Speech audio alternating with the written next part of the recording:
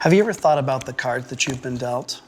Have you ever taken the time to examine your life as if it were a hand of cards? For many of you, you would look at the hand that you've been dealt and go, I've been given a great hand. I don't want to change a thing. And still there are others. You would look at a few of your cards and you would go, these are the hard and bitter cards. It's as if we would say, if I could just trade in these cards, my life would be so much better. But that's just it. You can't trade in the cards that you've been dealt. These are your cards, whether you like the way they feel or not. It's interesting.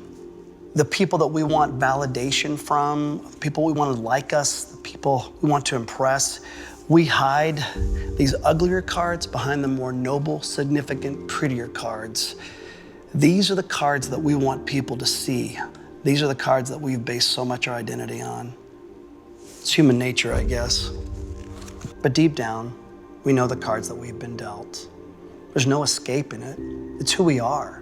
We can't reshuffle the deck. We can't trade any of them in. It's in our DNA. It's in our makeup. The truth is, you are all in.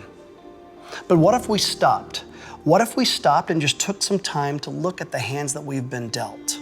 Is it coincidence, or is it just life? Or is it God? The argument would be, why would an all-knowing, all-loving God give me this deck of cards? If he really loved me, why these cards?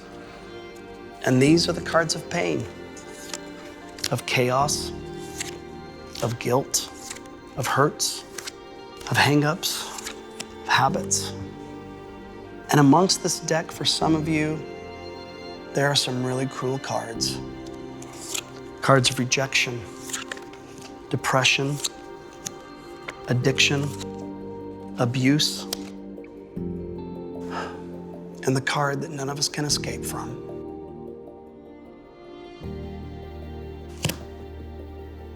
But if we were to stop and think back, there are some great cards in this deck, like when you were a little kid and the first time that you made your dad laugh and he laughed so wholeheartedly, that was a great card. That was a great day. The first time you tied your shoes. Your first kiss. When you graduated college and nobody said that you could do it. The first time that you used your gifts and talents and someone looked at you and you knew they meant it and said, you are good at this. And the first time you stood up for yourself. These are the pretty cards. These are the ones that we move to the front of the deck. It's a sad truth, but we really care what other people think of us. And these are the cards that we reuse, we relive, we reshuffle because we care for validation from other people. But what does God think? What if God were to take a look at all our cards? Which ones would he choose?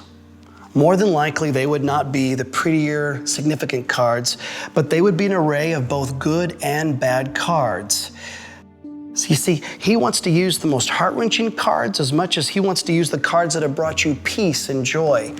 Don't discount the fact that God wants to use the most difficult cards, because these cards have brought blessings and they have given us the greatest learning lessons of life. To God, these aren't a bunch of good and bad cards. To God, they're just cards. And if we surrender, we can see the hand that we've been dealt. It can give God glory. It can remind us that it's not our story, but his story. And if we're really still, we can even catch a glimpse of heaven. So the question is, aren't you tired of pretending to deal with your deck of cards?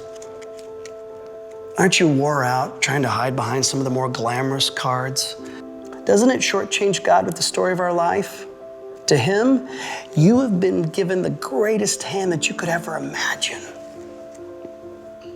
And for me, I'm all in. I'll play the hand that I've been dealt.